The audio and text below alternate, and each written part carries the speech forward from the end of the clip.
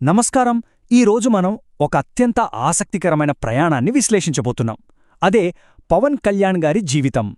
పవన్ కళ్యాణ్ అసాధారణ వైరుధ్యాల ప్రయాణం. ఈ పేరు వినగానే మనందరికీ ఎన్నో విషయాలు గుర్తొస్తాయి కదా. కానీ ఆయన జీవితంలోని కొన్ని నమ్మశక్యం కాని కోణాలను, ఎవరికీ పెద్దగా తెలియని విషయాలను ఈరోజు మనం లోతుగా పరిశీలిద్దాం. పదండి, మొదలు పెడదాం. ఇక్కడ మనం ఒక పెద్ద కాంట్రాస్ట్ చూడొచ్చు. అసలీ రెండు చిత్రాలు ఒకే వ్యక్తివా అనిపిస్తుంది కదూ. ఒకవైపు చూస్తేనేమో గదికే పరిమితమై ఆస్తమాతో తీవ్రంగా బాధపడుతున్న ఒక సిగ్గరి కుర్రాడు, ఇంకోవైపు చూస్తే కోట్లాది మంది అభిమానులు తన వెనుక నడిచే ఒక కల్చరల్ ఐకాన్, ఒక మాస్ లీడర్. అసలు శారీరకంగా అంత బలహీనంగా ఉన్న ఒక అబ్బాయి ఎవరూ చేరుకోలేనంత ఎత్తుకు ఎలా ఎదిగారు? ఈ నమ్మశక్యం కాని ట్రాన్స్ఫర్మేషన్ ఎలా జరిగింది అనేది నిజంగా చాలా ఆసక్తికరం. ప్రతి అసాధారణ కథ వెనక ఒక సామాన్యమైన ఆరంభం ఉంటుంది కదా. 1968లో బాపట్లలో పుట్టి నెల్లూరులో పెరిగిన ఆయన బాల్యం చాలా కష్టంగా గడిచింది. తీవ్రమైన ఆస్తమా సమస్య వల్ల మిగతా పిల్లల్లా బయట ఆడుకోవడం ఆయనకు సాధ్యమయ్యేది కాదు. ఆ ఏకాంతమే ఆయనలో ఒక మార్పు తీసుకొచ్చింది.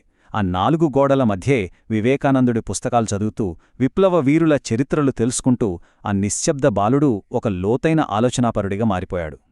ఇక్కడే అసలైన మలుపుందండి. తన అతిపెద్ద బలహీనతనే బలంగా ఎలా మార్చుకున్నారో చూస్తే నిజంగా ఆశ్చర్యం వేస్తుంది. ఆస్తమా వల్ల వచ్చే శ్వాస సమస్యను కంట్రోల్ చేసుకోవడానికి కరాటే నేర్చుకోవడం మొదలుపెట్టారు. ఆ తర్వాత ఏకంగా జపాన్ వెళ్లి కఠినమైన శిక్షణ తీసుకుని బ్లాక్ బెల్ట్ సాధించారు. ఒక బహిరంగ ప్రదర్శనలో ఆయన వేగాన్ని, టాలెంట్ని చూసి అక్కడి వారిచ్చిన పేరే పవన్. అలా ఒక సాధారణ కళ్యాణ్ బాబు పవన్గా ఎలా రూపాంతరం చెందారో అర్థమైంది కదా. శారీరకంగా అంత బలవంతుడుగా మారినప్పటికీ మానసికంగా మాత్రం ఆయనకు తన కెరీర్ పట్ల ఎంతో కన్ఫ్యూజన్ ఉండేది. అది ఎంత తీవ్రంగా ఉండేదంటే తన దగ్గరున్న లైసెన్స్డ్ గన్తో ప్రాణాలు తీసుకోవాలనుకునేంత డిప్రెషన్లోకి వెళ్ళిపోయారు. ఆ క్లిష్ట సమయంలోనే అన్నయ్య చిరంజీవి, వదిన సురేఖగారులు ఒక మాట చెప్పారు: "నువ్వు హీరో అవ్వక్కర్లేదు, కనీసం యాక్టింగ్లో ట్రైనింగ్ తీసుకో" అని సలహా ఇచ్చి మద్రాస్లోని సత్యానంద్ ఫిల్మ్ ఇన్స్టిట్యూట్కు పంపించారు. అదే ఆయన జీవితాన్ని పూర్తిగా మార్చేసింది. ఇక 1996 సంవత్సరం, ఈ ఏడాదే ఆయన సినీ ప్రయాణం మొదలైంది. అక్కడమ్మాయి ఇక్కడబ్బాయి సినిమాతో సిల్వర్ స్క్రీన్ ఎంట్రీ ఇచ్చారు. 10 మందిలో మాట్లాడాలంటేనే సిగ్గుపడే ఆ కుర్రాడు ఆ సినిమాలో ఏ డూప్ లేకుండా అత్యంత ప్రమాదకరమైన స్టంట్స్ చేసి మొత్తం ఇండస్ట్రీని ఒక్కసారిగా షాక్కి గురిచేశారు. ఆ తర్వాత సుస్వాగతం, తొలి ప్రేమ, ఖుషి, ఇలా వరుస బ్లాక్ బస్టర్స్. ఇక్కడ మనం గమనించాల్సిన మరో ముఖ్య విషయం ఏంటంటే ఆయన కేవలం ఒక యాక్టర్గానే మిగిలిపోలేదు. డబుల్ షర్ట్లు, ఆ హెయిర్ స్టైల్, ఒక ప్రత్యేకమైన యాటిట్యూడ్, ఇవన్నీ కలిపి యూత్లో ఒక భారీ ఫ్యాషన్ సెన్సేషన్ను క్రియేట్ చేశారు.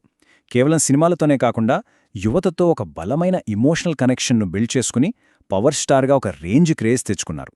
ఇక్కడే సినిమా ఇండస్ట్రీ లెక్కలకందని ఒక వింత జరిగింది. సాధారణంగా ఇండస్ట్రీ రూలేంటి? 2-3 ఫ్లాప్స్ వస్తే ఫ్యాన్ ఫాలోయింగ్ పడిపోతుంది గదా. కానీ ఇక్కడ చూడండి, 2003లో వచ్చిన జానీ సినిమా డిజాస్టర్ తర్వాత దాదాపు 10 ఏళ్లపాటు సరైన హిట్ లేదు. అయినా సరే ఆయన క్రేజ్ తగ్గకపోగా డబులవడం మొదలైంది. ఇది నిజంగా ఇండస్ట్రీ హిస్టరీలోనే ఒక పెద్ద మిస్టరీ అని చెప్పొచ్చు. ఆ 10 ఏళ్ల ఎదురుచూపులకు ముగింపు పలుకుతూ 2012లో వచ్చిన గబ్బర్ సింగ్ బాక్సాఫీస్ రికార్డులన్నిటినీ బద్దలు కొట్టింది. "నాకు కొంచెం తిక్కుంది, కానీ దానికో లెక్కుంది" అనే డైలాగ్ ఎంతలా పేలిందో మనందరికీ తెలుసు. అప్పటివరకు వరుసగా ఫ్లాప్స్ వచ్చినప్పటికీ మాస్లో తనకున్న పట్టు ఏమాత్రం సడలలేదని, బాక్సాఫీస్ దగ్గర తన స్థానం ఎప్పటికీ పదిలమేనని ఈ ఒక్క కంబ్యాక్తో ప్రూవ్ చేశారు. రాజకీయ ప్రవేశం. సినిమా క్రేజ్ నుండి సామాజిక బాధ్యత వైపు 10 ఏళ్లపాటు హిట్స్ లేని ఆ సమయంలోనే ఆయన ఆలోచనలు సమాజం వైపు మళ్ళాయి. వెండితెరపైన స్టార్డన్ని పక్కనపెట్టి సామాజిక సమస్యల మీద ఎలా ఫోకస్ చేశారన్నది ఇప్పుడు చూద్దాం. ఇక్కడ మనం ఈ పొలిటికల్ జర్నీ ఎలా మొదలైందో స్పష్టంగా చూడొచ్చు. మొదట్లో కామన్ మ్యాన్ ప్రొటెక్షన్ ఫోర్స్, ఆ తర్వాత 2014 మార్చి 14న జనసేన పార్టీ స్థాపన. సినిమాల ద్వారా వచ్చే ఆ లగ్జరీని వదులుకొని ప్రజల పక్షాన నిలబడాలని నిర్ణయించుకున్నారు.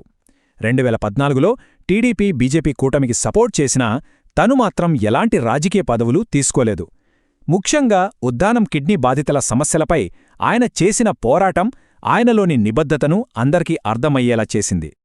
అయితే రాజకీయాలంటే పూలపాన్పు కాదుగదా. తటస్థంగా మాట్లాడుకుంటే 2019 ఎన్నికలు ఆయనకు అతిపెద్ద అగ్నిపరీక్ష. ఈ నంబర్ చూడండి, 2. అవును, ఆయన స్వయంగా పోటీ చేసిన గాజువాక, భీమవరం ఈ 2 నియోజకవర్గాల్లోనూ ఓడిపోయారు. పార్టీ మొత్తానికొచ్చింది కేవలం ఒకే ఒక్క సీటు. ఇది ఒక కఠినమైన వాస్తవం. అంత పెద్ద పరాజయం ఎదురైతే సాధారణంగా ఎవరైనా వెనక్కి తగ్గుతారు. సినిమా స్టార్లు రాజకీయాల్లో నిలబడలేరు అనే విమర్శలు కూడా గట్టిగా వినిపించాయి. కాని ఆయన ఏమాత్రం వెనక్కి తగ్గలేదు. 5 ఏళ్లపాటు ప్రజల్లోనే ఉన్నారు. తన సొంత సంపాదనను కౌలు రైతుల కుటుంబాలకు ఇస్తూ మండు టెండల్లో వారాహియాత్ర చేశారు. ఎన్ని విమర్శలొచ్చినా తట్టుకుని నిలబడిన తీరు నిజంగా ఆయన దృఢత్వానికి నిదర్శనం. ఇక 2024కొచ్చేసరికి ఆయన వ్యూహం పూర్తిగా మారిపోయింది. రాజకీయంగా చూస్తే ఈ నిర్ణయం వెనుక చాలా స్పష్టమైన ప్లానింగ్ ఉంది. ప్రభుత్వ వ్యతిరేక ఓటు ఏమాత్రం చీలకూడదనే ఒకే ఒక లక్ష్యంతో టీడీపీ, బీజేపీలతో చాలా పకడ్బందీగా పొత్తు పెట్టుకున్నారు. 2024 రాష్ట్ర ఎన్నికల్లో ఓటు బ్యాంకును ఒక్క తాటిపైకి తేవడంలో ఈ వ్యూహమే అత్యంత కీలకంగా పనిచేసింది. ఆ పక్కా వ్యూహం ఎలాంటి ఫలితాలనిచ్చిందో ఈ రిజల్ట్స్ చూస్తే మీకే అర్థమవుతుంది. వారు పోటీ చేసిన 21 అసెంబ్లీ స్థానాలు, అలాగే 2 పార్లమెంట్ స్థానాలు ఎక్కడా ఒక్క ఓటమి కూడా లేకుండా ప్రతి చోటా గెలిచి ఒక సంపూర్ణమైన క్లీన్ స్వీప్ను నమోదు చేశారు. 100% స్ట్రైక్ రేట్! రాజకీయాల్లో ఇలాంటివి జరగడం చాలా చాలా అరుదు. 2019లో తీవ్రంగా విమర్శలెదుర్కొన్న ఒక నాయకుడు ఇప్పుడు ఏకంగా ఆంధ్రప్రదేశ్ ఉప ముఖ్యమంత్రి స్థాయికి ఎదిగారు. ఈ కంబ్యాక్ అనేది రాజకీయ చరిత్రలోనే ఒక అద్భుతమైన ఘట్టం. ఫైనల్గా ఈ ప్రయాణం మనల్ని ఒక పెద్ద ప్రశ్న అడుగుతోంది. విజయమంటే అసలు ఎప్పుడూ ఓడిపోకుండా ఉండటమేనా? లేక ఎంత ఘోరంగా కిందపడినా అంతకంటే రెట్టింపు బలంతో తిరిగి లేవడమా? ఇన్ని ఎత్తుపల్లాలు, ఇన్ని వైరుధ్యాలున్న ఈ జీవితం పట్టుదలకి, సామాజిక బాధ్యతకి ఒక పర్ఫెక్ట్ మాస్టర్ క్లాస్లా కనిపిస్తుంది కదూ? ఈ విశ్లేషణ మీకు ఆసక్తికరంగా అనిపించిందని ఆశిస్తున్నాను. మరో అద్భుతమైన అంశంతో మళ్ళీ కలుద్దాం. వీడియో చివరి వరకు చూసినందుకు ధన్యవాదాలు. దయచేసి లైక్ చేసి ఛానల్కు సబ్స్క్రైబ్ చేసుకోండి. మీ మద్దతు ఎల్లప్పుడూ కావాలి.